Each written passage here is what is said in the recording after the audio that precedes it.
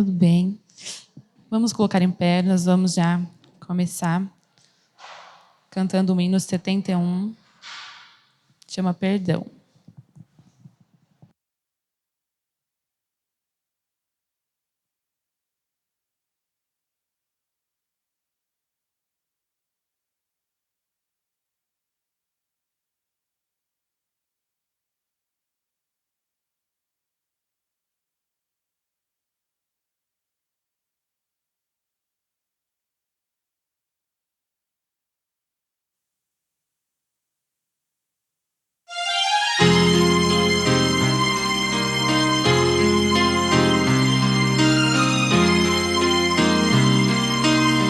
Se sofrimento te causei, ó Deus, e ao meu exemplo fraco tropeçou, e eu não andei nos bons caminhos teus, perdão, Senhor.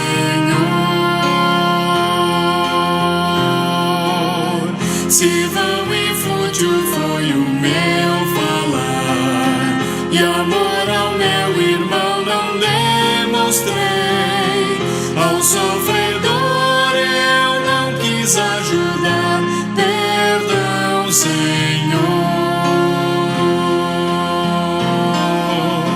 Se negligente foi o meu viver, sem me dispor a pelejar por ti, e firme em teu trabalho eu não quis ser, perdão, Senhor. Escuta, ó Deus, a minha oração, e vem livrar-me do pecado vil, renova este pobre coração, amém, Senhor.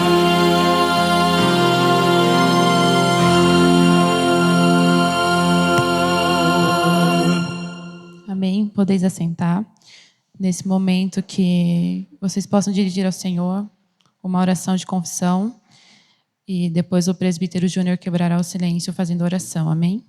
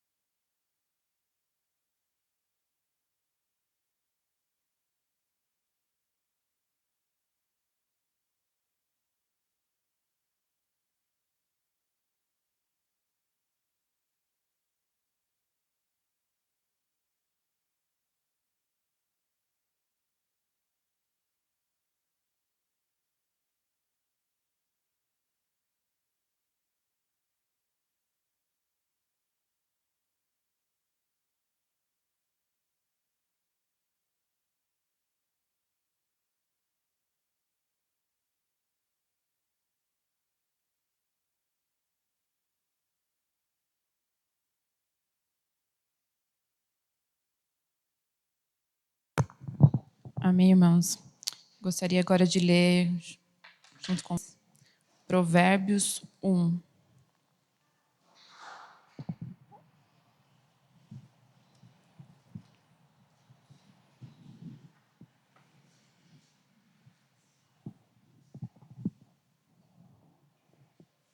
Provérbios, capítulo 1.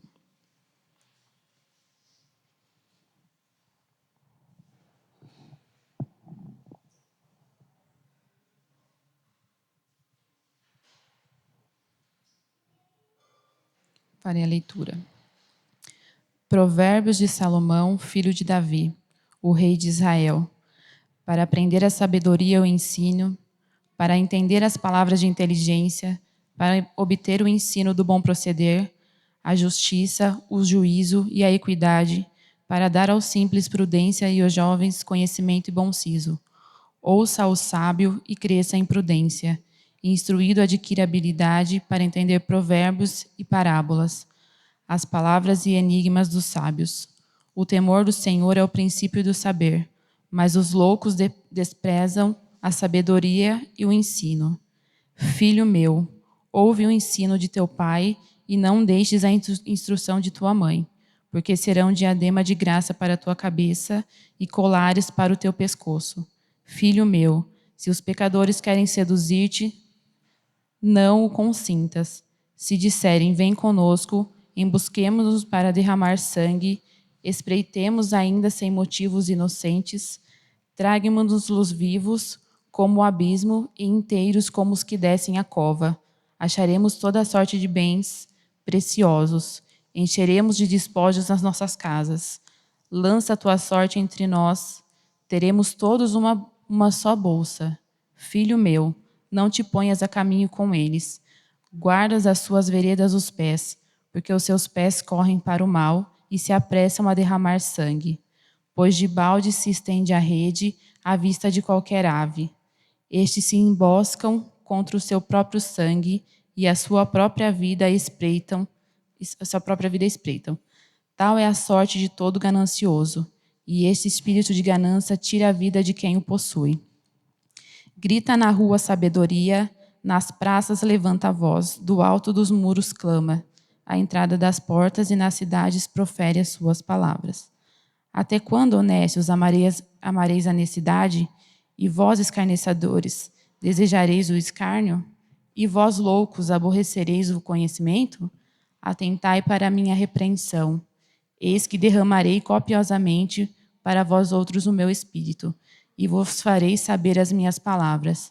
Mas porque clamei, e vós recusastes, porque estendi a mão, e não houve quem atendesse, antes rejeitastes todos o meu conselho, e não quisestes a minha repreensão, também eu me rirei na vossa desventura. E em vindo o vosso terror, eu zombarei. Em vindo o vosso terror, como a tempestade, em vindo a vossa perdição, como o redemoinho, quando você chegar o aperto e a angústia, então me invocarão, mas eu não responderei. Procurar-me-ão, porém, não me hão de achar, porquanto aborrecerão o conhecimento e não preferirão o temor do Senhor.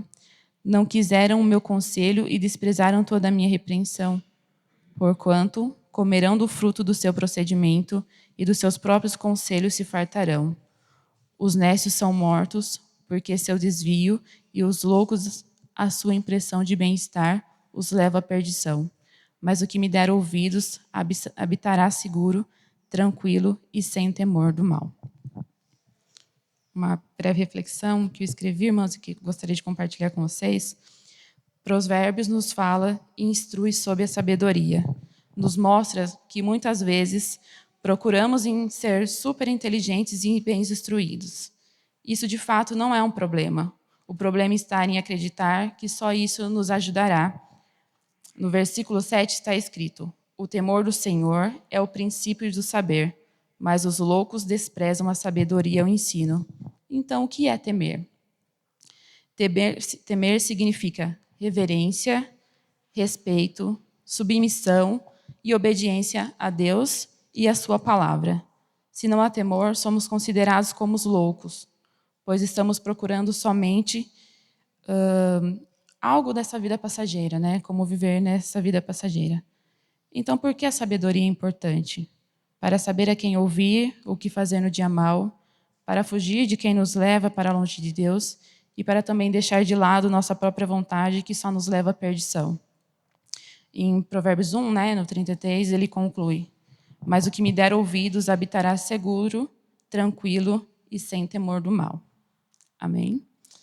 Gostaria de cantar o hino 135 também. Vocês podem colocar de pé.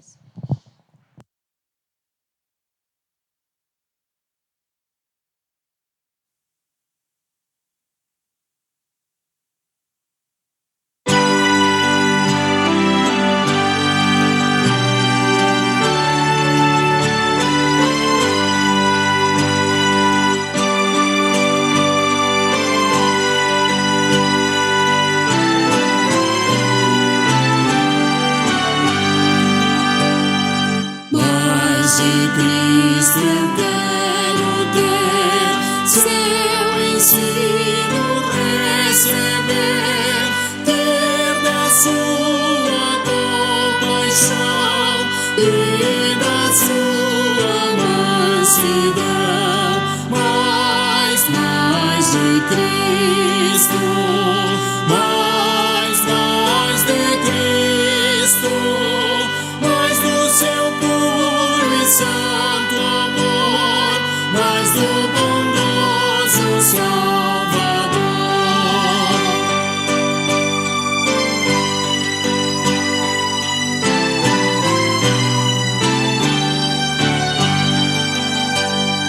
Mais de Cristo eu quero ouvir, nos seus passos prosseguir, sempre perto dele andar, seu amor manifestar. Mais de Cristo, mais de Cristo, mais do seu puro e santo amor, mais do bondoso Salvador.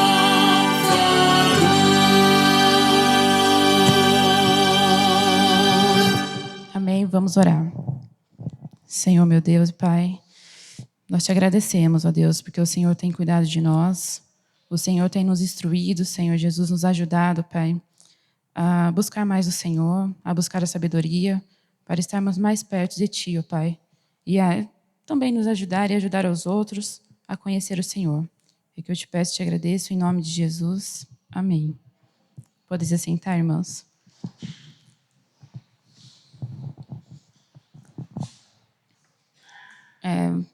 Nós temos os aniversariantes da semana. No dia 25, Cléria Alves dos Santos Rodrigues. No dia 29, Adilson Ramos Filho. No dia 30, Maria Aparecida Salles. E também no dia 30, Isabela Goulart de Souza. Os aniversariantes de casamento é o Adalto e a Andressa, com 3 anos de casados. Fernando e a Maria Aparecida Salles, 37 anos de casados. E no dia 28, a Cléria e o Antônio Pellegrino, 32 anos de casados. Gostaria de orar agora por eles. Convido a Marisol para dirigir essa oração.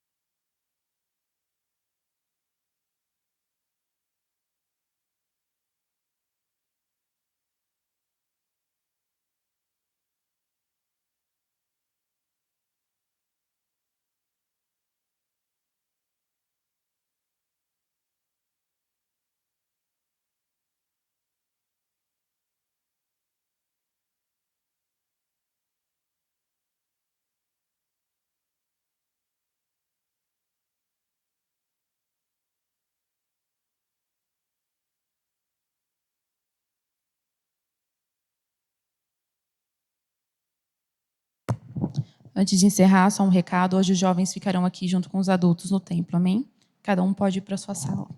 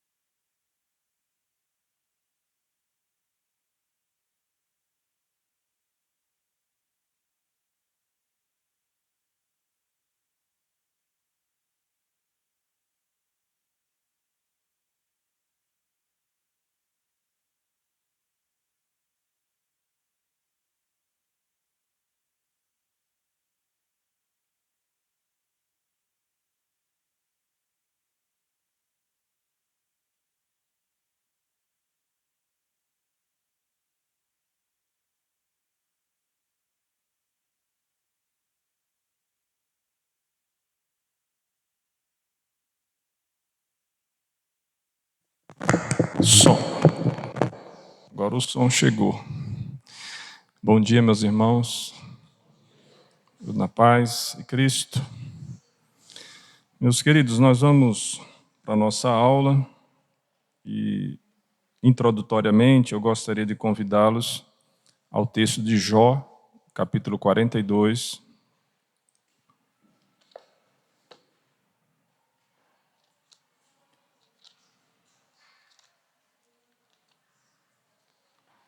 Versículo 7 até o versículo 9.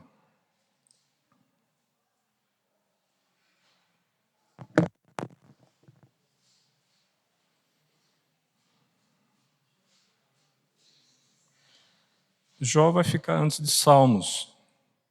Fácil. Jó 42, de 7 a 9. Se você localizar Salmos e voltar, você encontra. Se você mesmo assim não conseguir, vai no índice, que é mais seguro. Eu mesmo procuro no índice. Bem mais fácil. A palavra do Senhor diz assim: tendo o Senhor falado estas palavras a Jó, o Senhor disse também a Elifaz, o temanita: a minha ira se acendeu contra ti e contra os teus 2 amigos, porque não dissestes de mim o que era reto, como meu servo Jó. Tomai, pois, 7 novilhos, 7 carneiros, e ide ao meu servo Jó, e oferecei holocaustos por vós.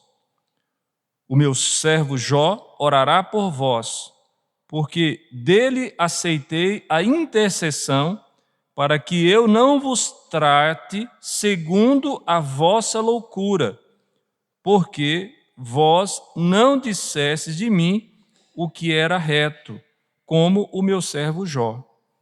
Então foram Elifaz, o temanita, e Bildade, o suíta, e Zofar, o naamatita, e fizeram como o Senhor lhes ordenara, e o Senhor aceitou a oração de Jó. Vamos orar. Pai querido, nós queremos agradecer pelo privilégio de estarmos aqui reunidos nesta manhã com os nossos irmãos.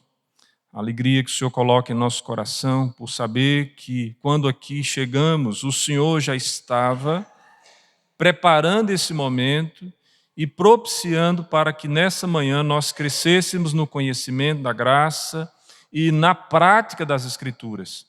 Sabemos, ó Deus, que essa é a forma de expressarmos a nossa gratidão e o nosso amor por tão grande salvação que nos visitou através da obra de Cristo e na aplicação, no selo do Espírito Santo.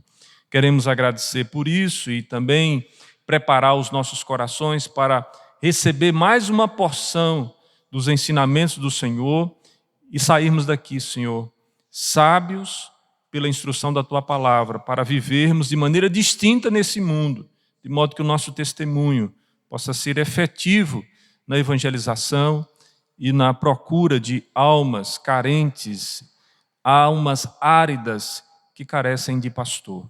Oramos assim em nome de Jesus. Amém. Meus queridos irmãos, eu quis trazer esse texto nessa manhã para que nós conseguíssemos de uma maneira rápida localizar dentro das Escrituras o conceito que nós vamos trabalhar hoje na lição 4 do livro do Eduardo, que é conheça as influências decisivas. É importante que nós consideremos o contexto de Jó, que é um contexto de sofrimento. Dentre os livros que nós temos na Escritura, o livro de Jó traz um recorte e um descortinamento sobre o tema do sofrimento. O livro de Jó nos ensina, por exemplo, que as pessoas sofrem não necessariamente porque cometeram algum pecado. Jó não havia cometido pecados quando Satanás chega diante de Deus e faz um reclame para que ele sofresse, para que assim provasse para Deus de que Jó não temia e não seguia a Deus de forma gratuita, debalde, né? Como a expressão que encontra lá em Jó. Esse texto também é interessante porque, de certa forma, ele faz o seu recorte e mostra para a gente uma perspectiva que nós não estamos muito bem acostumados, como, por exemplo, o fato de Satanás chegar diante de Deus e reclamar alguém. Mas se vocês se lembrarem, Jesus vai dizer para Pedro que Satanás havia reclamado ele, lembra? E que ele havia intercedido por ele. Então, veja que essa não é uma situação incomum. Esse mundo espiritual que não é aberto aos nossos olhos vão interferir na nossa vida como interferiu na vida de Jó. Então, esse é um aspecto que eu gostaria de trazer para vocês. Um outro aspecto que ajuda a entender essa passagem é que, diante do drama de Jó, os seus amigos se colocaram ao redor dele. E é muito bem parecido com aquilo que nós vamos fazer no trabalho pastoral que nós, igreja, temos para realizar. Colocar do lado de pessoas que sofrem.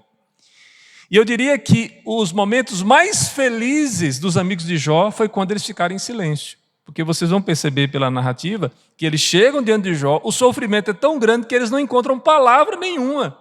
E eles ficam em silêncio. Até esse momento aí estava tudo indo muito bem. Obrigado. Só que chega um momento que eles abrem a boca. E aí você começa a ler a tratativa dos amigos de Jó e você descobre muita verdade sendo apresentada por esses homens, por esses 3 amigos. E você não consegue enxergar no que eles estão, de alguma forma, errando.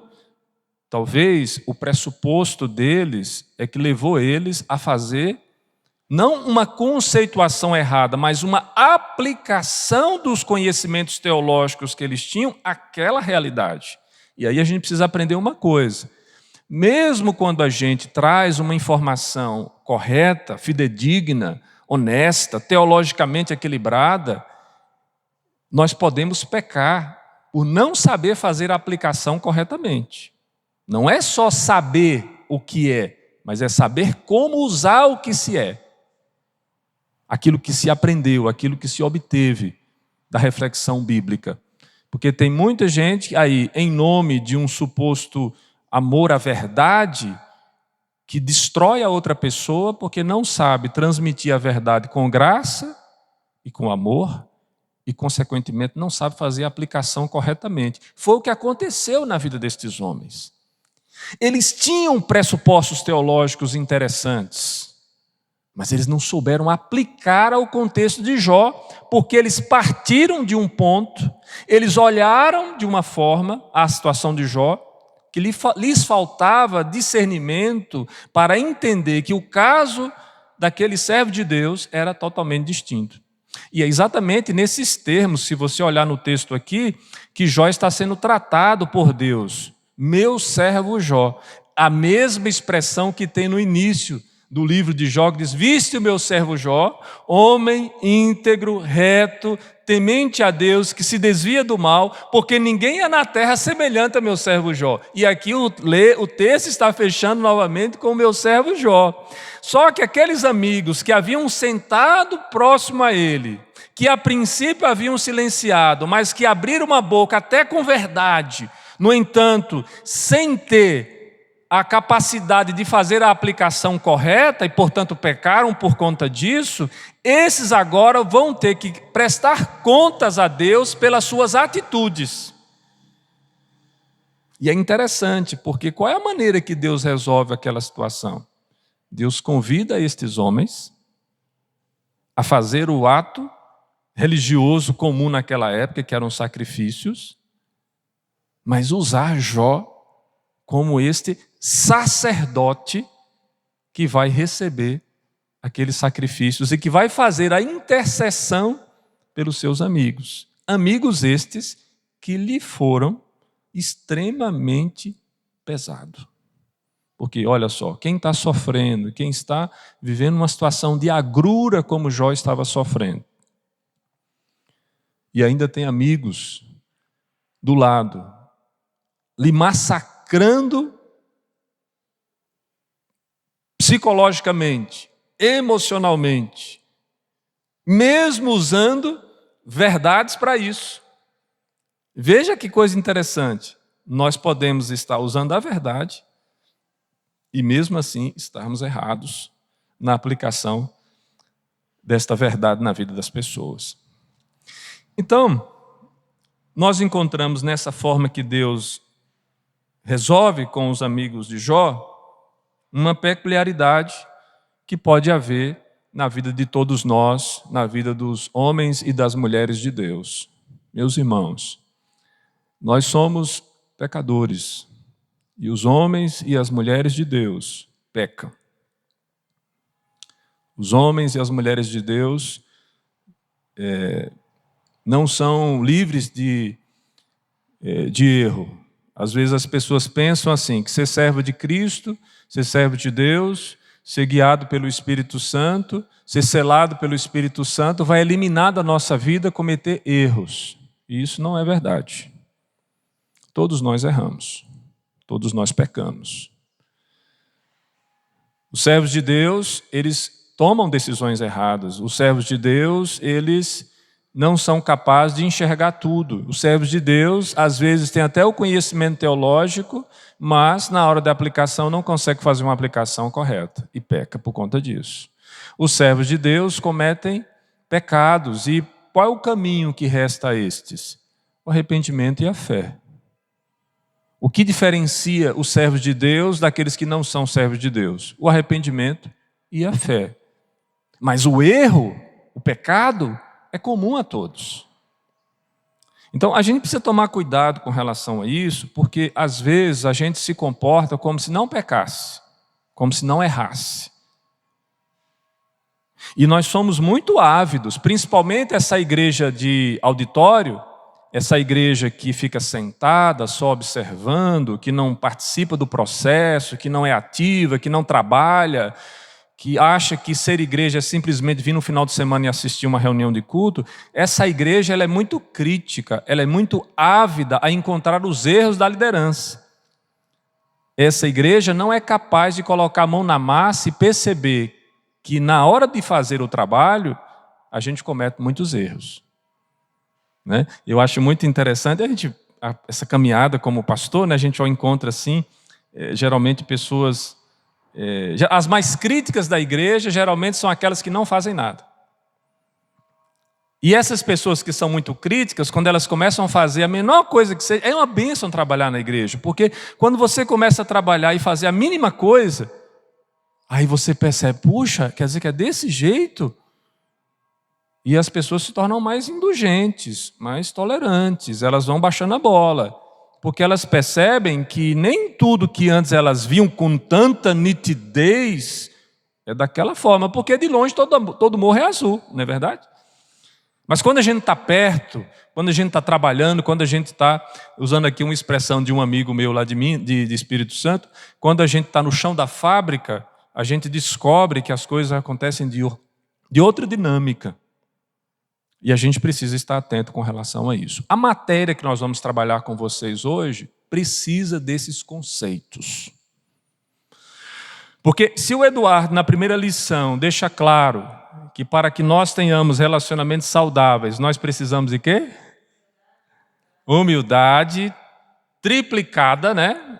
De acordo com a perspectiva de Agostinho de Hipona, para reconhecer que nós dependemos de Deus e dependemos uns dos outros. Em segundo momento, o que é que ele nos diz? Que a moda, o modelo do Evangelho é que nós tomemos a iniciativa de nos aproximar das pessoas para pastoreá-las, ou seja, o trabalho pesado do pastoreio, quem faz, pastor? São vocês, lindões.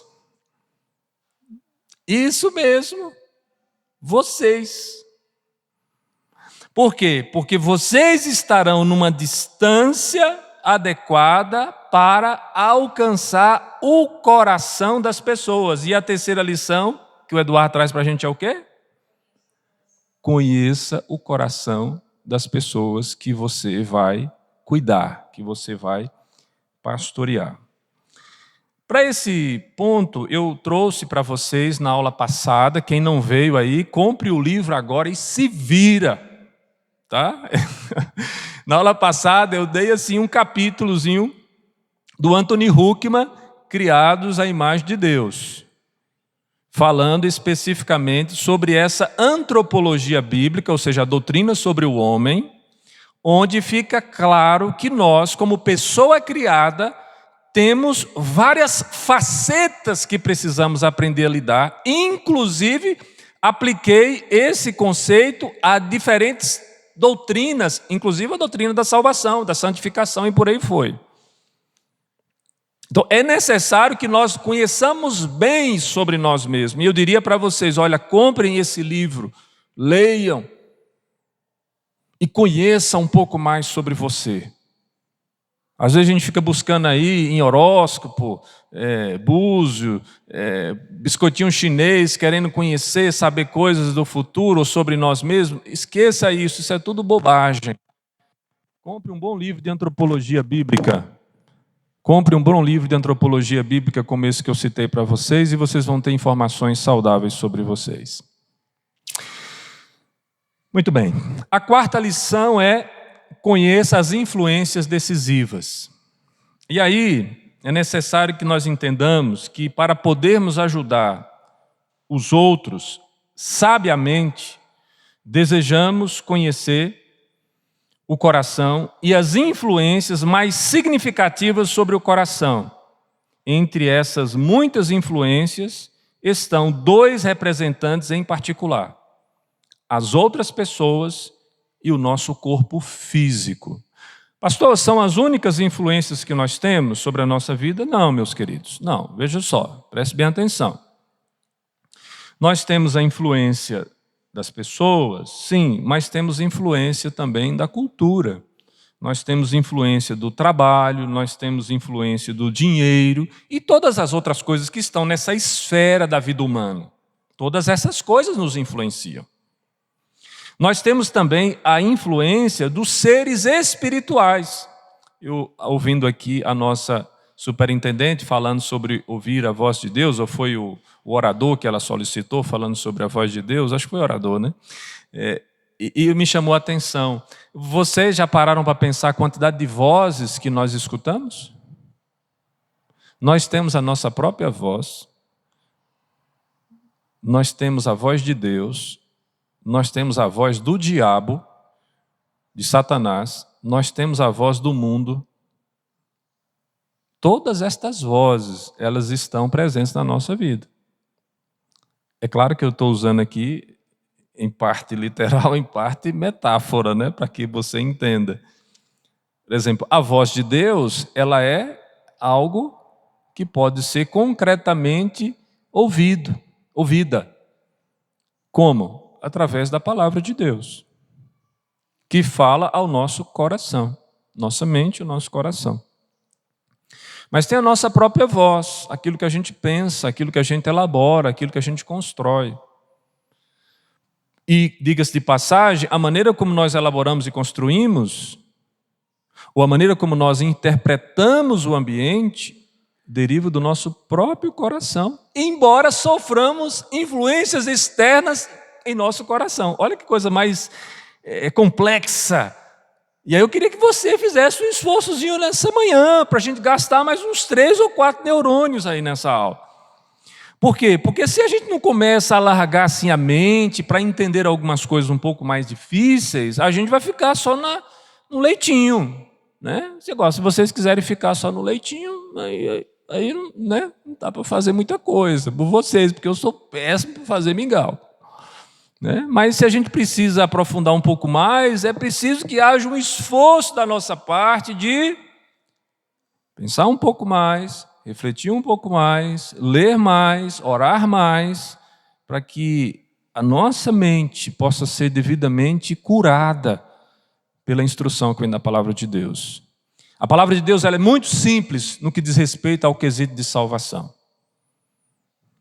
Mas para nós vivermos e desenvolvermos a nossa vida cristã, exige esforço e trabalho. Desenvolvei a vossa salvação com temor e tremor, diz Paulo na carta aos Filipenses capítulo 2. Então preste bem atenção nesses aspectos. Seres espirituais também interferem. Agora, existe uma influência que é decisiva sobre todas estas realidades, inclusive sobre o nosso coração, que é Deus. Por isso que a gente não se perde. Porque quando a gente está prestes a submergir, nós clamamos ao Senhor e Ele vem, estende a sua mão e nos tira dentro da água. Lembra de Pedro? Senhor, se não é um fantasma, deixa eu ir ter contigo sobre as águas. E Pedrão desce do barco todo animado. Quando ele percebe a força das ondas, do vento, ele olha para essas coisas e começa a submergir. E Jesus pega Pedro pela mão e o devolve ao barco. Deus faz isso conosco todos os dias, por conta da complexidade que é o ser humano dentro desse mundo de influências que ele sofre, influências que são decisivas. O nosso coração, meus irmãos, portanto, segundo o Eduardo, sempre está tramando alguma coisa. Sempre. Como é de se esperar, sempre há uma atividade incessante em torno daquelas coisas que são importantes para nós. Então, eu e você somos essa pessoa que está sempre tramando alguma coisa no coração. Nós amamos, nós aborrecemos-nos, nós planejamos, nós descansamos, nós evitamos, nós adoramos, nós escondemos-nos e muito mais. E ao mesmo tempo, o mundo à nossa volta também é incansável e ativo. Perdemos um emprego, irritamos nosso cônjuge, nosso carro quebra, somos convidados para almoçar, e isso é muito bom. Recuperamos-nos de uma doença, somos amados e somos também odiados. Né? O Eduardo esqueceu de colocar isso aqui, eu acrescentei. Tá? Então, nós vivemos dentro dessa atmosfera. A vida sempre se apresenta a nós com coisas difíceis e coisas boas. Para podermos conhecer e ajudar uns aos outros, devemos nos estabelecer bem perto daquele lugar no qual o mundo e o coração de uma pessoa se encontram. E aí, nesse sentido, seguiu o exemplo dos amigos de Jó, que diante do seu sofrimento foram e sentaram do lado dele em silêncio. Até aí está tudo bem. Eu digo isso, aí eu vou fazer já uma aplicação aqui para a igreja. Irmãos, isso pode ser fruto, inclusive, de vaidade, o que eu vou dizer para vocês agora, de vaidade, de orgulho da nossa parte, mas nós achamos assim, que quando a gente se coloca no lugar de alguém que sofre, de alguém que precisa de pastoreio, de cuidados, a gente sempre tem que ter alguma coisa para dizer. Algumas pessoas dizem assim, pastor, como é que eu vou, pastor? Como é que eu vou visitar fulano? Como é que eu vou aconselhar fulano? Eu não sei o que eu vou dizer. É interessante porque Jesus diz aos seus discípulos que eles não deveriam se preocupar com o que eles haveriam de tratar, porque no momento certo, abrindo a boca para anunciar o Evangelho, o Espírito Santo é que conferiria a eles a palavra correta para ser proferida. Então, não haveria necessidade de se preparar um discurso, né? Eu digo isso porque às vezes alguns irmãos, na avidez de poder sair para pregar o Evangelho, não tem nada errado com isso, e deve ser uma prática nossa mesmo. Algumas pessoas assim, pastor, dê um curso, pastor, nos ensine. E aí aquele irmão sai lá com com um plano de salvação na ponta da língua. Porque aí se a pessoa perguntar isso, e de repente a pessoa chega e propõe algo totalmente diferente. E você fala assim, mas pastor, não está encaixando o plano de salvação. E não vai mesmo. Porque o plano de salvação é excelente para lhe informar de como se dá a salvação.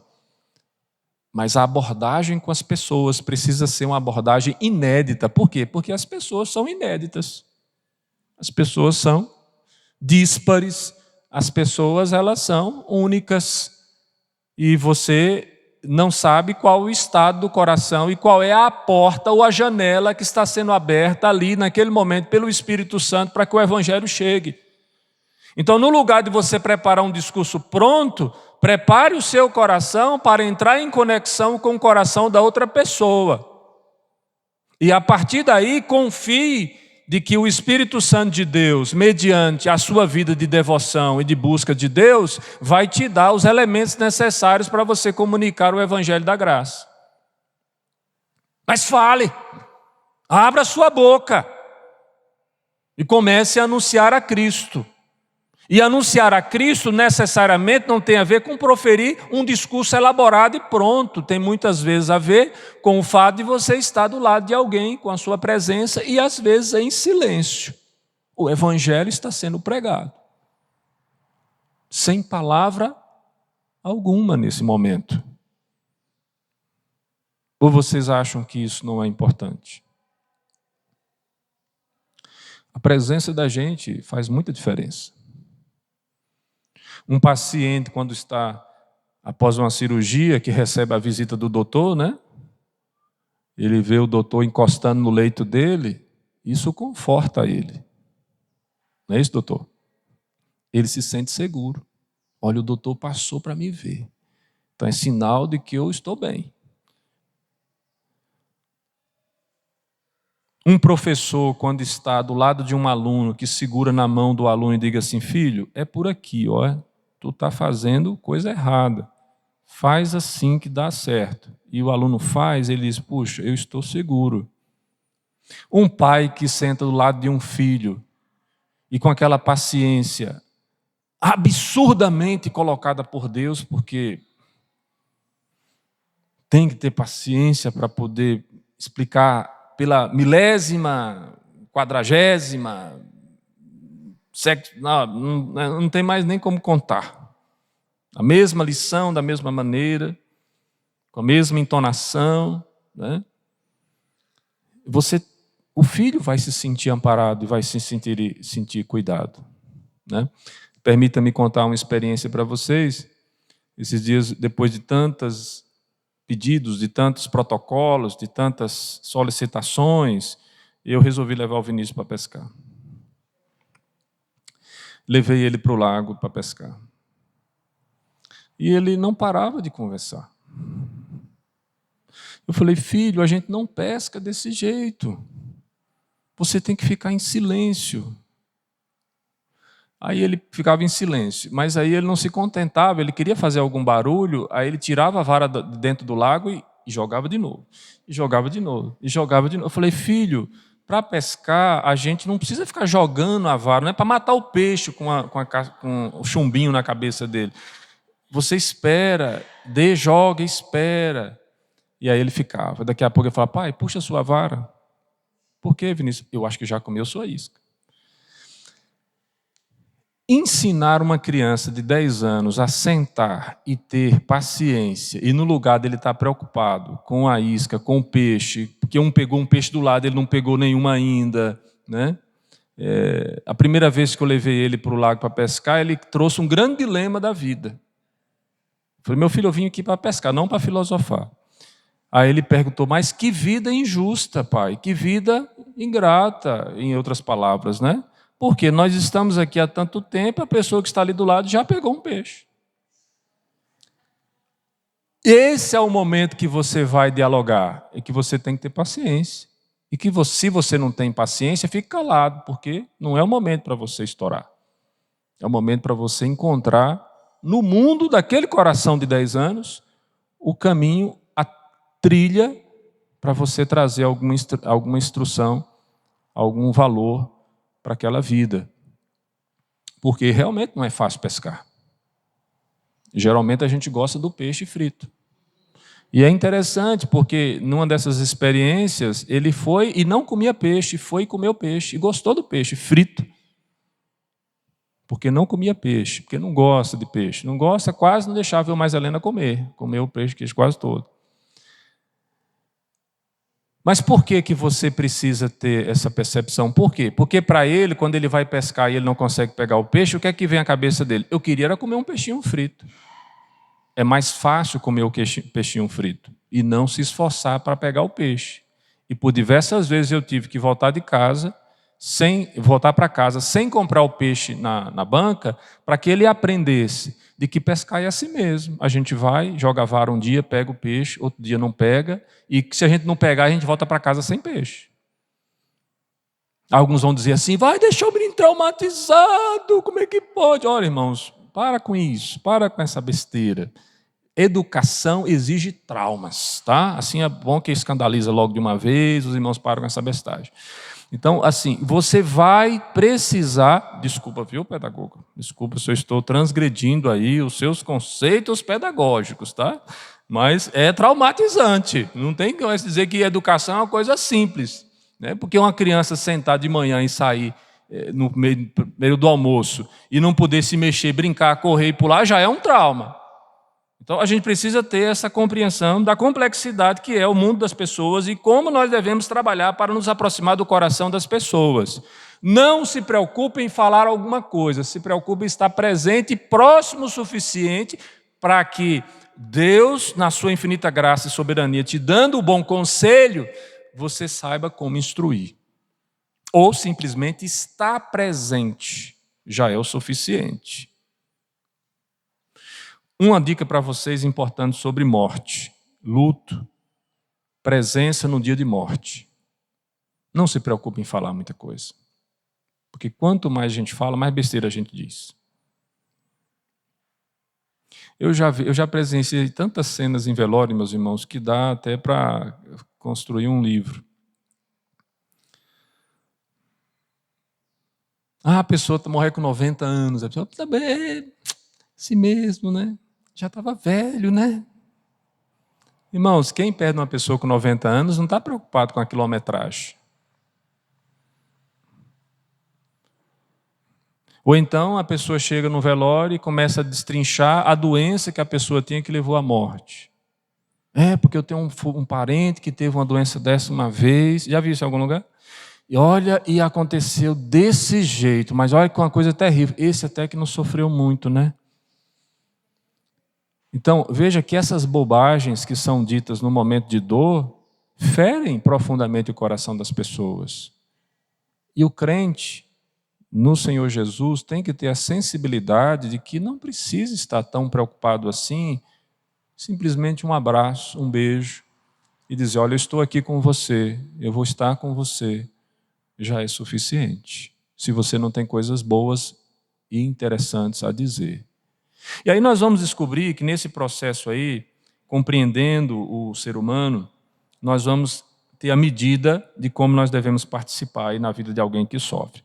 Mas entendendo aqui o diagrama que o Eduardo traz para nós, antes da gente cair nessa linha tênue, né, do que falar, de como abordar os assuntos com as pessoas que nós estamos cuidando, eu queria trazer para vocês uma outra nota. O Eduardo traz para nós o conceito de que não só nós somos influenciados pelos seres espirituais, pelo trabalho, pelo dinheiro, pelas pessoas, pela cultura e todas as coisas que estão dentro dessa esfera, nós não só somos influenciados de forma decisiva por Deus, mas antes também nós somos influenciados pelo corpo. Porque não sei se você sabe, nós somos seres corpóreos. Percebeu? Percebeu aí? Dá uma segurada aí, para ver se ainda está aí. Belisca, belisca, belisca. Assim, ó, dá um beliscãozinho assim, devagar, tá? Depois não sair aqui roxo. Devagar. Perceba, você é um ser corpóreo. E o seu corpo interfere na maneira como o seu coração também processa. Nosso corpo, nosso trabalho, nossa saúde, nossa cultura, as outras pessoas, até os poderes espirituais estão todos envolvidos em transações com o nosso coração. Seja desafiando nossas crenças, seja confirmando-as. Deus, é claro, está acima e em meio a tudo isso. E é a voz dele que desejamos ouvir mais claramente. No entanto, outras vozes concorrem. E é impossível conhecer plenamente o número completo de influências sobre o coração do homem. Nossa meta é identificar aquelas influências que se têm revelado mais importantes. Entre aquelas que sempre encabeçam a lista estão o impacto exercido por outras pessoas e os efeitos das fraquezas do nosso corpo e cérebro. Quer dizer, pastor, que além de tudo isso ainda tem essas fraquezas do nosso corpo e do cérebro? Sim. Vocês querem ver um exemplo claro? Uma pessoa que tem dor crônica. Já conviveu com alguém que tem dor crônica? É uma experiência bem interessante, irmãos. Você conviver com alguém que sente dor praticamente o tempo inteiro. Porque quando ela não está sentindo dor, você até estranha. E quem convive com pessoas que têm dor crônica sabe já até os procedimentos. De acudir uma cãibra, de acudir um espasmo muscular, de acudir um osso ali que dá meio que um choquezinho, né, de tempos em tempos. E aí você tem que lidar com isso. Então, assim, conviver com a dor é um negócio interessante, nos ensina muito. Nos ensina muito. Ensina a quem sofre a dor e ensina quem convive com pessoas que têm dor. E nessa experiência humana, nós vamos descobrir que pessoas que têm dor crônica, geralmente são pessoas que não vão ter uma forma de reagir às coisas como as outras. Você coloca o peso sobre alguém que tem uma dor crônica. E aí tem um filho chato enchendo a paciência do outro lado. Tem um vizinho batendo, né, para derrubar a parede. E você quer que essa pessoa diga assim: "Oh, meu querido, você poderia, por favor, maneirar o som?" Vocês acham que uma pessoa que está sofrendo o mundo todo caindo sobre a sua cabeça, inclusive é uma ilusão. Deixa eu esclarecer uma coisa aqui para os maridos que convivem com a esposa, sabendo que a mulher tem TPM, né, aquela tensão pré-menstrual que acontece todos os meses. Irmãos, é uma experiência maravilhosa ser casado. Não é verdade? E porque você convive com um ser que não tem rotina. Sempre será uma aventura, porque no mesmo dia, você pode entrar no dia anterior e falar assim: "Bom dia, meu amor", e no dia seguinte já ter mudado a faixa, ela diz assim: "Bom dia, por quê?" Porque a tensão gera essas alterações. E é importante essa experiência para a gente entender que, além das pessoas serem diferentes, elas podem estar em estações diferentes e você vai ter que saber lidar com a situação em todo momento. Isso nos leva a uma constatação que eu gostaria que você refletisse junto comigo. Pessoas curam, mas pessoas ferem. E aí? O que a gente faz? Deixe-me trazer uma ilustração do mundo animal. Vocês já viram a convivência de 2 porcos espinhos? Vocês sabiam que eles convivem? Eles convivem e eles procriam. Agora, você já teve a curiosidade de ver como é que é a corte do porco-espinho macho com uma porquinha espinha? Não sei se esse é o feminino, né? Depois vocês me ajudem aí. Procure no Google. Mas o casalzinho de porco-espinho, eles, para poder se aproximar, eles precisam ir com muito cuidado, né? Porque qualquer situaçãozinha ali, eles já têm um dispositivo para sua autoproteção de uriçar os espinhos e lançar esses espinhos para sair de alguma situação. Uma onça, por exemplo, quando vai pegar um porco-espinho, ela sai no mínimo furada. Então, a convivência com as pessoas são assim. É necessária, é curativa, e ao mesmo tempo que nós somos curados, nós somos feridos. Isso é maturidade. Tá? Se você não quis conviver com as pessoas com medo de ser ferido, saiba que junto com aquela pessoa que pode trazer feridas, tem também a cura. E aí você escolhe o que é que você quer fazer. Tem um filme chamado O Feitiço de Áquila. Não sei se vocês já assistiram. Isso é do pessoal da velha guarda, que já tem uns... Quem já assistiu está denunciando a idade, viu, seu Fernando? Mas é uma história fictícia, né? De um feitiço que fazia com que o cavalheiro se transformasse em lobo durante um turno do dia e a princesa se transformava numa águia. E eles não conseguiam se encontrar na forma humana, corpórea, por conta disso.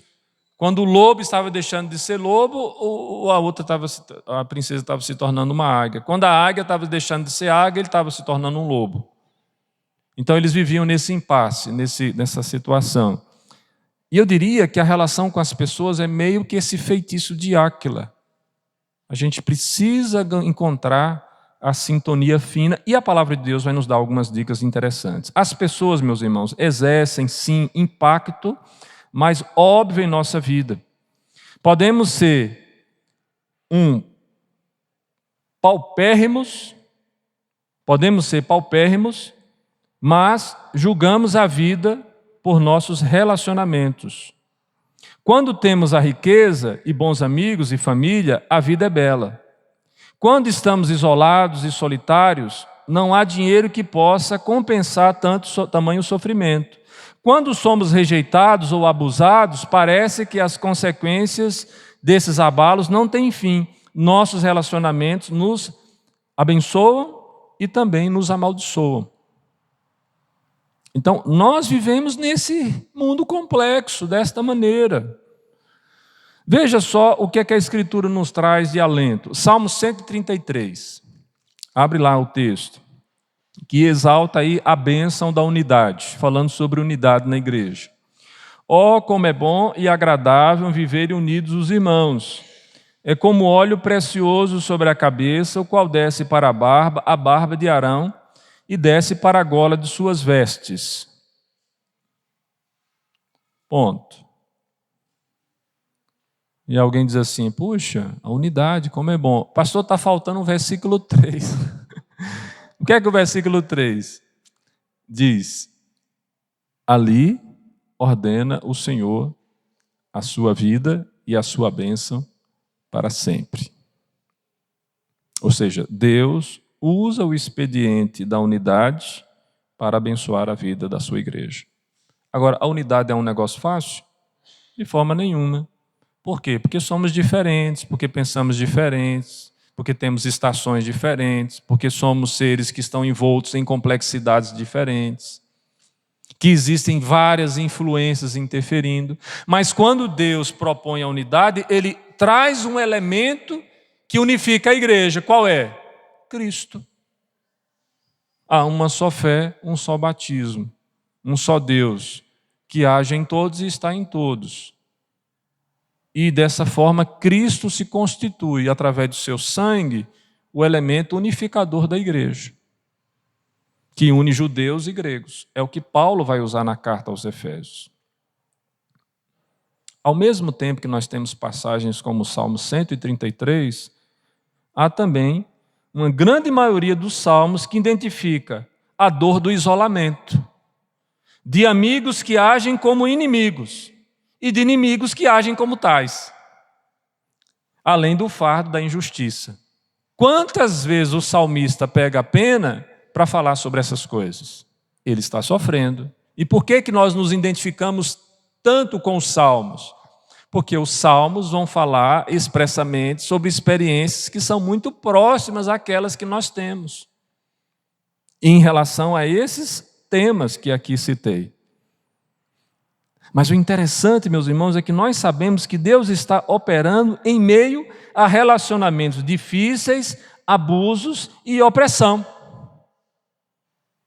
Aí onde está a graça de Deus? Porque Deus não diz em sua palavra que nós não passaríamos por tribulações, que nós não passaríamos por provações, que nós não seríamos tentados, que nós não seríamos provados. A palavra de Deus diz que nós passaremos por tudo isso.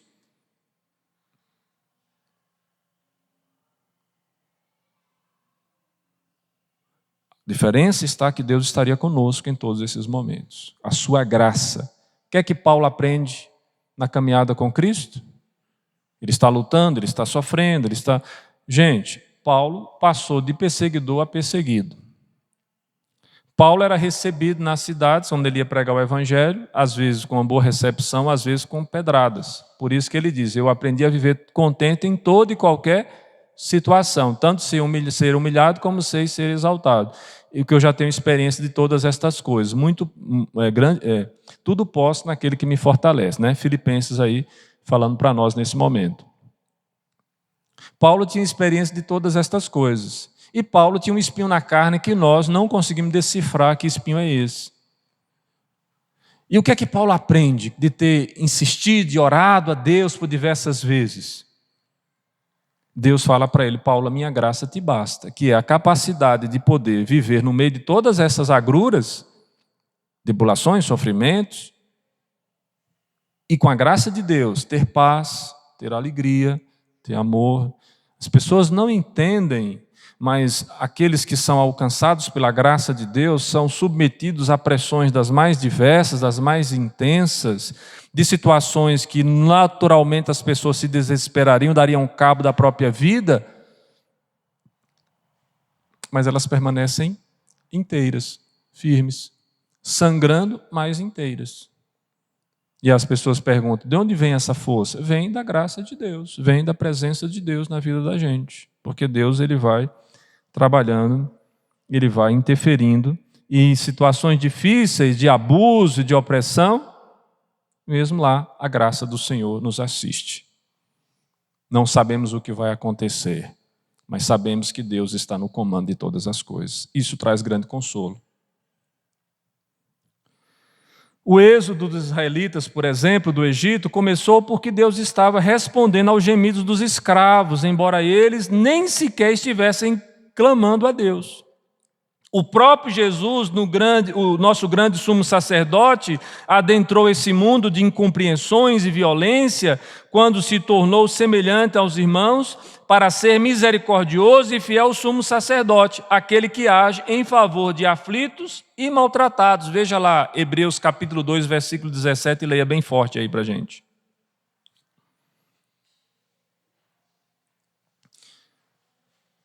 Uma dosinha aí da branquinha, água, tá, irmãos? Os irmãos não confundirem, né?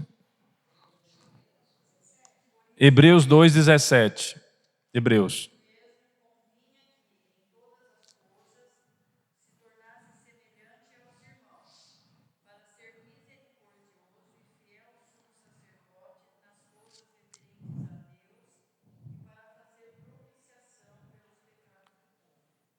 Muito bem. Então, o que é que fica nítido a partir da experiência de Jesus que também se aplica à nossa? Deus continua agindo no meio do sofrimento, da luta, do problema, da privação, da provação, da dificuldade, das incompreensões, das situações das mais adversas. Deus está presente, agindo de maneira eficaz, porque todas as coisas cooperam para o bem daqueles que amam a Deus, daqueles que foram chamados segundo o seu propósito. Propósito de quê? Propósito de salvação. Inclusive a dor, inclusive a morte, inclusive o sofrimento, inclusive as questões que nos deixam de forma totalmente ok.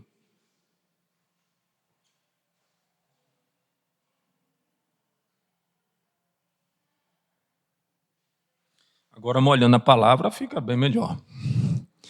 Ora, contudo, meus queridos, assim como Deus opera, Satanás também opera. Ah, pastor, já estava difícil, o senhor ainda aumenta mais, é para matar mesmo, é para acabar os piqui do Goiás. Irmãos, não tem piqui nem na galinhada hoje, fique tranquilo. Sabemos que Satanás usa tais dificuldades para levantar dúvidas acerca do cuidado e da compaixão de Deus. Será que Deus realmente se importa com a dor e com o sofrimento que nós estamos vivendo? Será que um bom pai deixaria seus filhos passarem por coisas assim? Quantas vezes nós já fizemos essa pergunta? E a resposta é sim, sim. Deus se importa. E um bom pai deixa o filho passar por coisas assim. Eu não sei que tipo de educação você está querendo dar para o seu filho. O que eu digo para vocês é o seguinte: se você facilitar demais, você vai criar um ser inútil.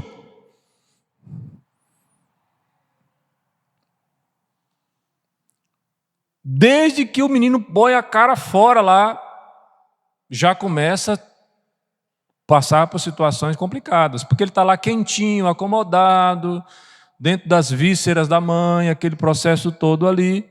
Daqui a pouco pula fora, já sofre o primeiro impacto.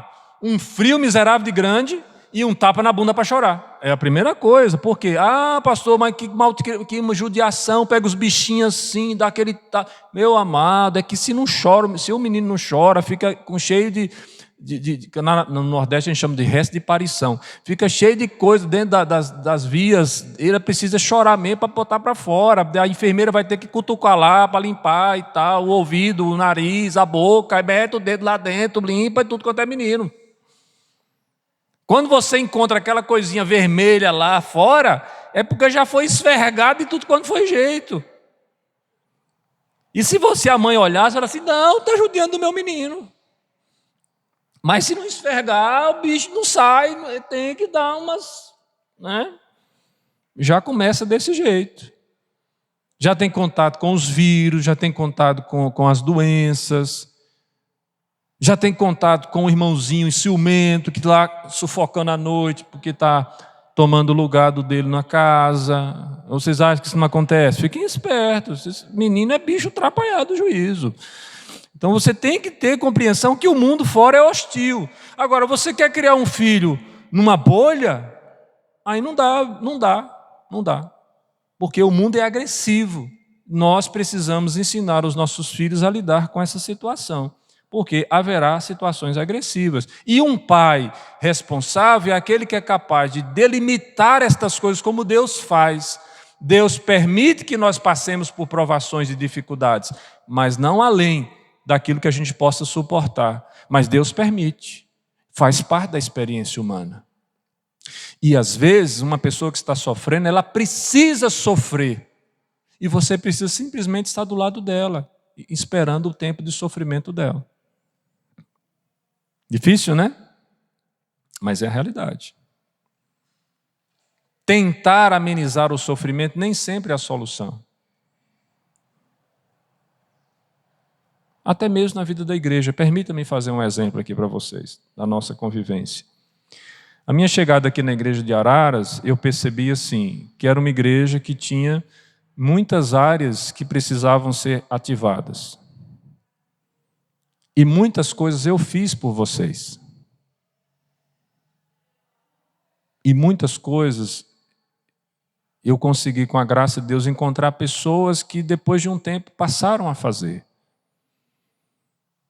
Mas não é correto fazer o tempo todo, porque senão aleija a igreja.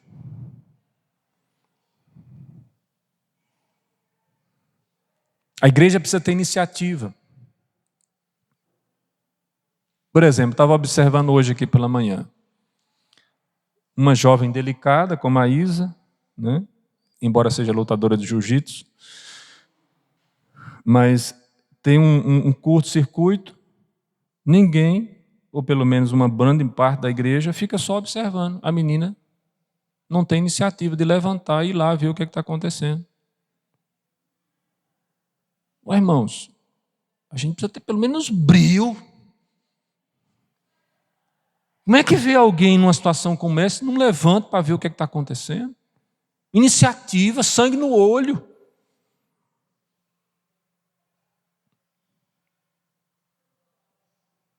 E isso é uma característica não só da igreja, mas da sociedade. Às vezes a sociedade vê alguém sendo maltratado na rua e as pessoas ficam olhando. Ou filmando para poder promover o seu canal, para ter lucro com relação àquilo. A gente tem que ter iniciativa para as coisas, irmãos. E quando a gente não faz, os outros fazem por a gente. E a gente perde a oportunidade de fazer. A nossa igreja tem sido visitada pela graça do bom Deus por umas ajudantes. Já tem um bom tempo que a gente precisa concluir a torre da igreja e não conclui. Como nós não terminamos, o Senhor mandou uns ajudantes. Toda semana nós temos uma equipe de araras que vem aqui para a torre da igreja e eles estão jogando no chão toda a parte solta da torre que está em cima. É um combinado. Como eu não tenho condição de subir lá em cima, os diáconos também, né, não vão ter condição de subir, elas estão fazendo esse serviço por a gente. O que é que isso denuncia para nós? Falta de sangue no olho, de iniciativa, de pegar a coisa para fazer, de parar de arrumar desculpa e se dispor a fazer. Então, esses cenários que às vezes os pastores fazem de facilitar demais para a igreja, é errado. É errado. Por quê? Porque o sofrimento precisa haver. Pastor, por que o senhor não varreu a porta da igreja? Eu não varri, meus irmãos, durante a semana, e deu vontade, e outras pessoas também deram vontade de varrer, mas nós não varremos para que a igreja percebesse essas coisas. Ah, pastor, quer dizer que o senhor não varreu para a gente ver. Foi. Por isso mesmo. Foi? Terça-feira, né? Pois não, minha jovem.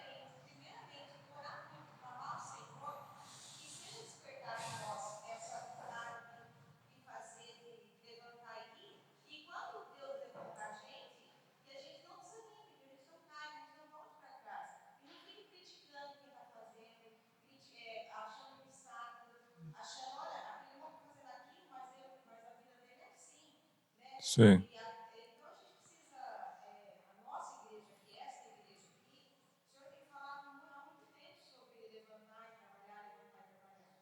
E a gente tem visto que é preciso, né, levantar e trabalhar. Mas primeiro do que levantar e trabalhar, orar e estudar a palavra de Deus. Sim.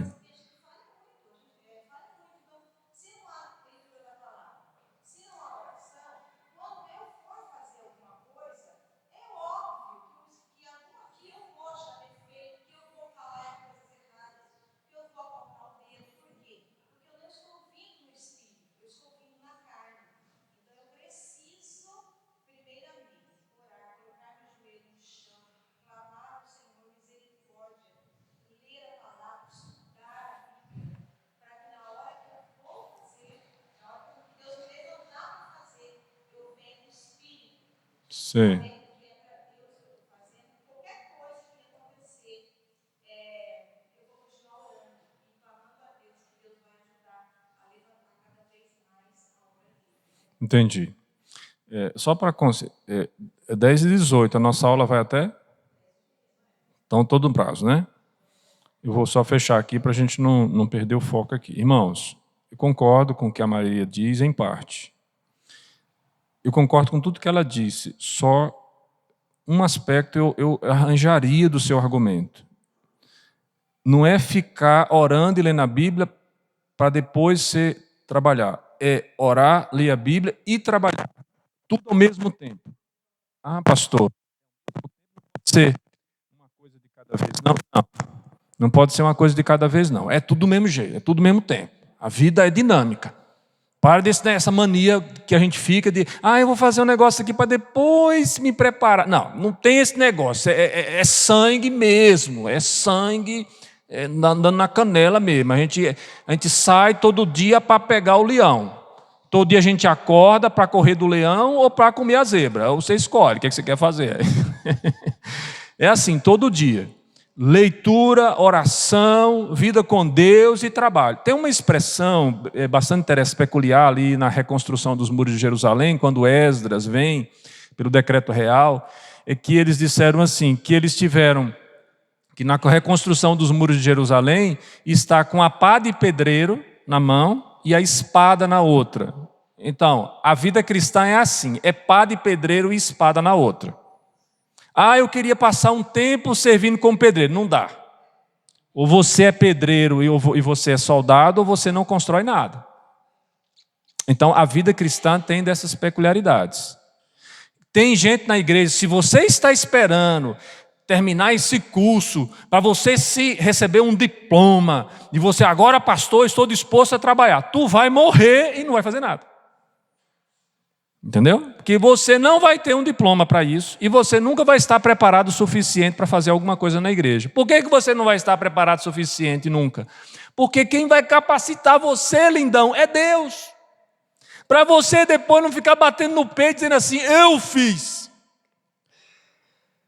Porque as coisas erradas fomos nós mesmos, pode botar lá, fomos nós, pode botar a assinatura. As coisas boas que a gente faz é só com a graça de Deus, Jesus na causa e os anjos coraenses, meus irmãos. Ninguém faz nada que preste, não. Para com isso. Então é preciso botar a mão no arado. Quem coloca a mão no arado não pode mais olhar para trás. E é botando na mão do arado que a gente vai aprendendo a arar a terra. É assim. Alguns vão dizer, pastor, então tudo bem, então a gente pode jogar aí uns 4 ou 5 homens desses para ser presbítero, uns 10 para ser diácono, e vamos ver o que é que vai dar. Não, presta atenção, vocês estão querendo já extremando as coisas. A Bíblia diz que os oficiais precisam ser homens experimentados. A igreja faz isso às vezes, erradamente, viu? Cara relaxada, a igreja faz isso. Bota algumas pessoas no oficialado, mas quem sabe, pastor, se emenda. Aí você cria uma carne de pescoço para resolver a situação. Se bem carne de pescoço é até boa, né? Se você botar uns molhinhos ali, uma coisa fica boa. Não é pior do que carne de pescoço. Você fica colocando a igreja em xeque. Você tem que ver entre a comunidade homens experimentados, homens que já têm uma prática de pedreiro e de soldado na mão. Na hora da escolha dos líderes. E não para consertar. Né? Pior, vai danificar mais ainda.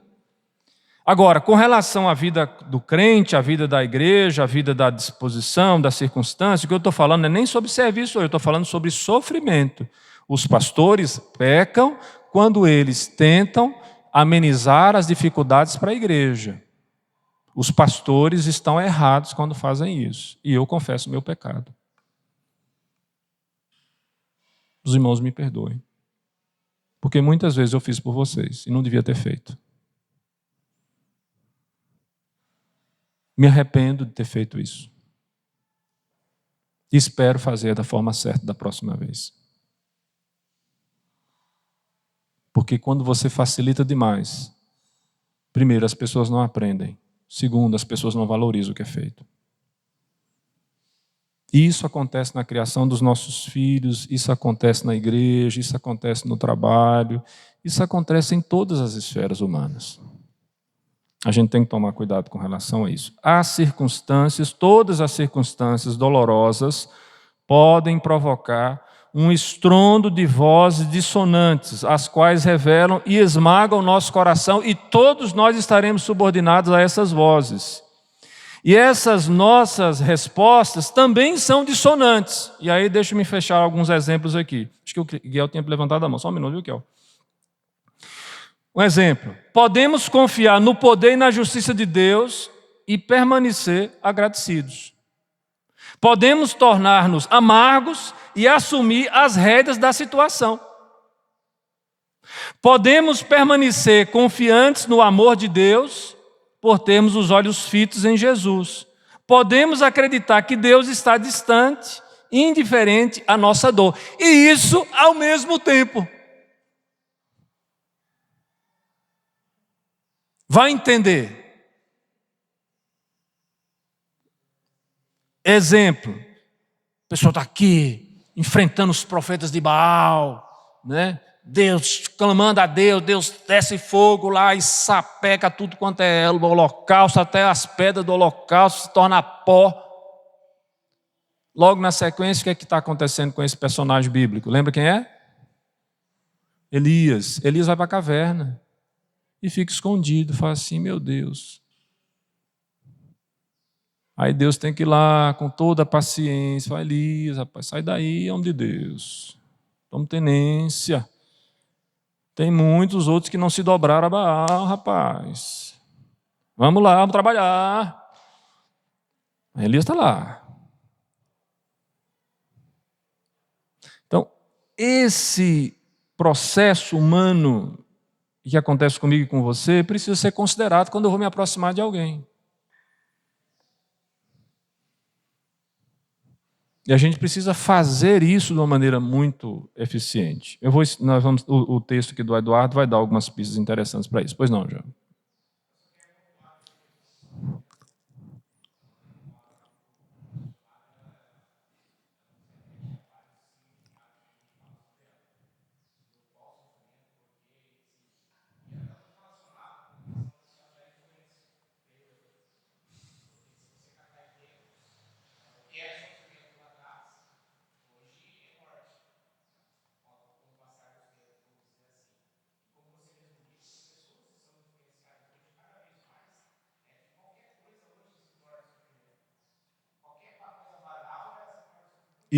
E grande sofrimento.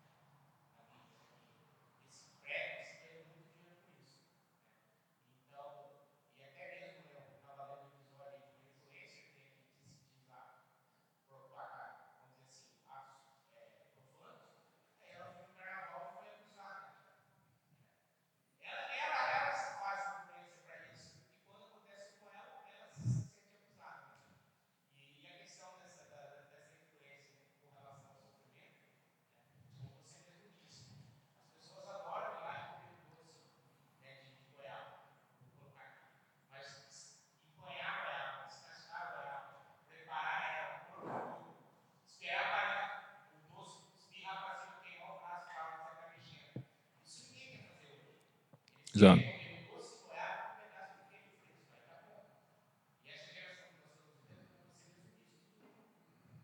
Uhum.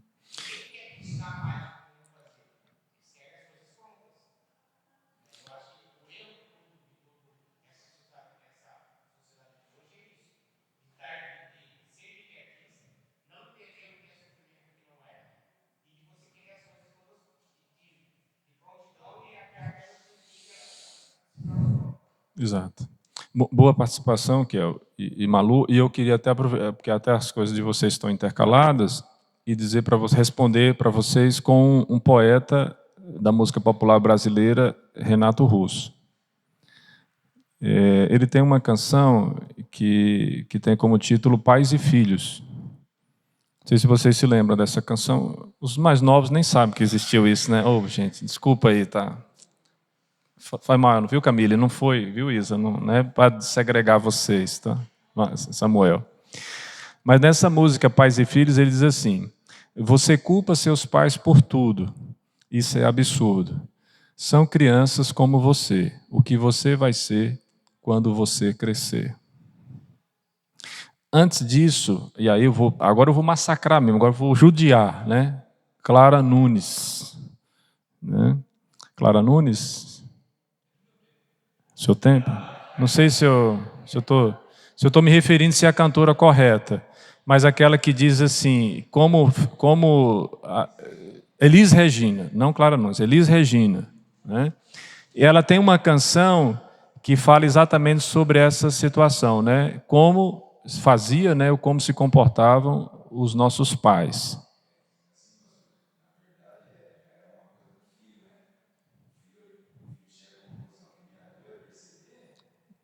De tudo. Como os nossos pais.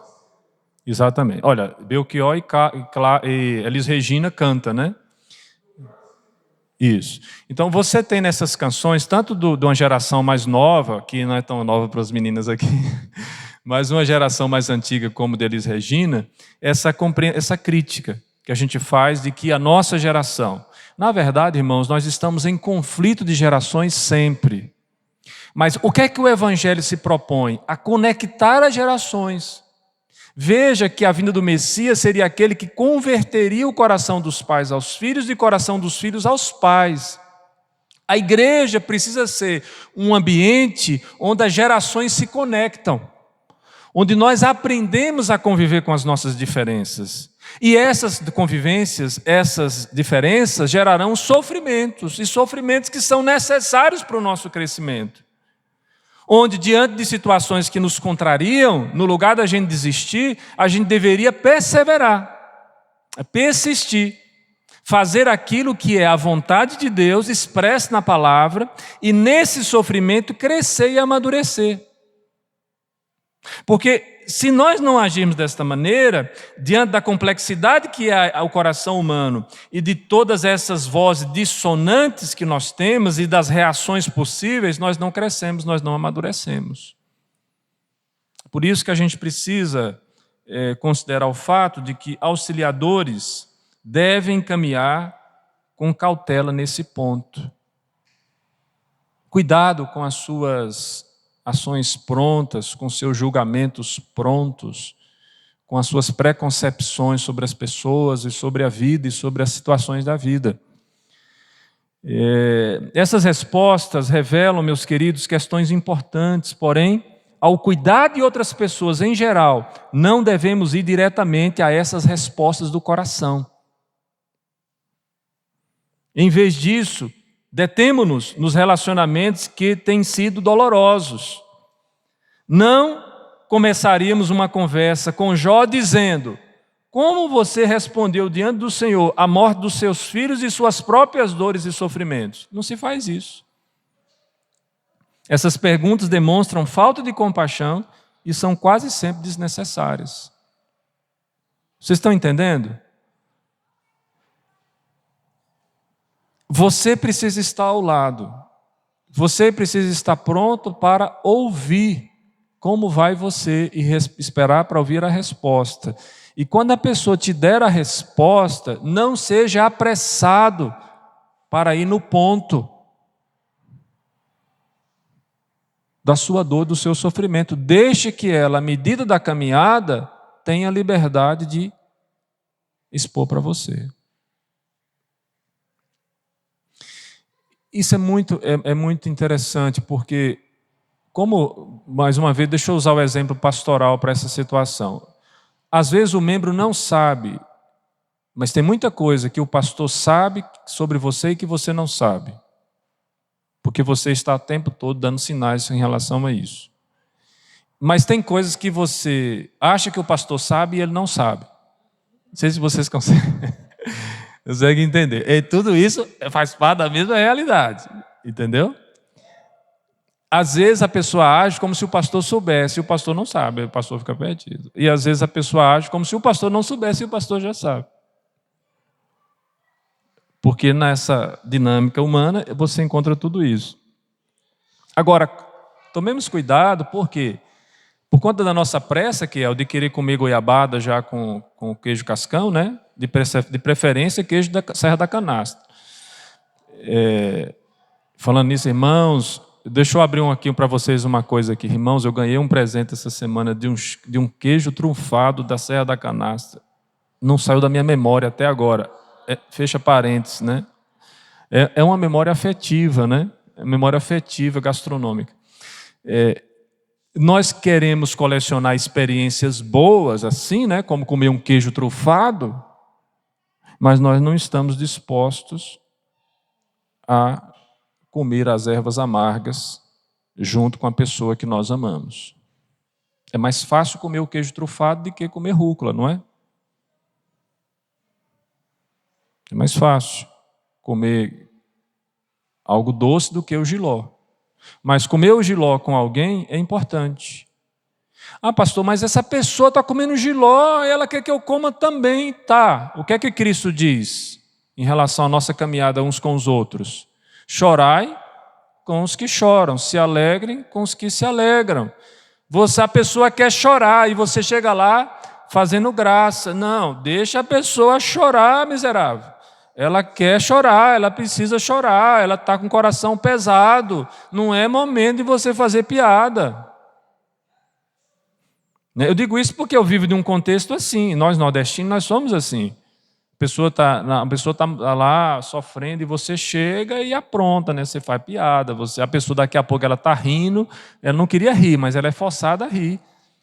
Porque a gente gosta mesmo de sorrir na cara da desgraça. Essa é a filosofia regional. Então assim, a gente tem que ter a sensibilidade, e aí que mais uma vez aplicando a sua fala, o sofrimento da nossa geração, apesar de ser um sofrimento que nós classificamos como sendo um sofrimento fútil em relação à geração e outras gerações, mas é um sofrimento real. De fato, se sofre muito hoje. Muito mais do que antes. Por quê? Porque nessas facilidades que o mundo oferece hoje, as pessoas são menos tolerantes ao sofrimento, menos tolerantes à dor. Então você tem hoje pessoas jovens, pessoas que têm tudo na vida, mas que são extremamente infelizes.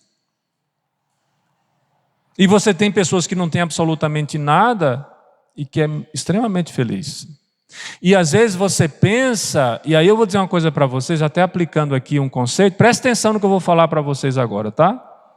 Às vezes a gente pensa que a pessoa portadora de necessidade especial na igreja merece toda a nossa compaixão, porque é uma pessoa muito infeliz. E às vezes a gente não tem a capacidade de perceber, não sei se vocês estão me entendendo, que a pessoa que tem necessidade especial é a mais feliz entre nós.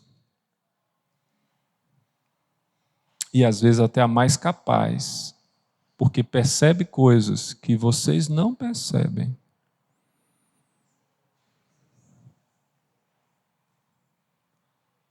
E estar com essas pessoas pode ser muito mais enriquecedor do que estar com pessoas que se acham normais, mas que são portadoras de incapacidades muito maiores. Então se liga, hein? Se liga. Vocês estão perdendo oportunidades preciosas. Porque no trato humano, a gente não fica tão apressado em fazer conjecturas ou fazer as perguntas que nós julgamos certas.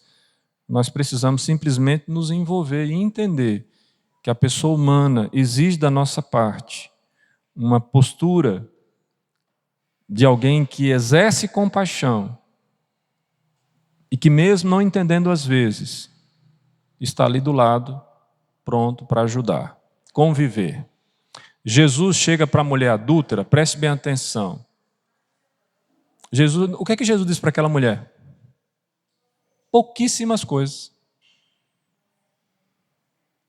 Jesus disse para a multidão: aquele que não tiver pecado, atire a primeira pedra. E fica reescrevendo com o dedo na areia. Quando a multidão vai embora, Jesus tem um diálogo com aquela mulher. Cadê os teus acusadores? Jesus não fica ali escrevendo, falando: me conte como é que você caiu no adultério.